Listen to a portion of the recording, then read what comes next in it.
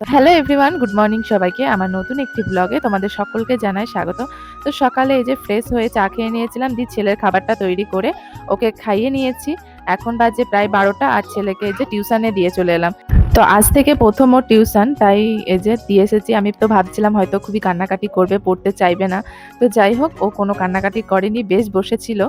তারপর এই যে দুপুরে খাওয়া-দাওয়া করে ঘুমিয়ে এখন সন্ধ্যেবেলায় ছেলের কিছু খাতাপত্র কিনতে হবে। সেই মতো এই যে আমি রেডি হয়ে বেরিয়ে পড়লাম।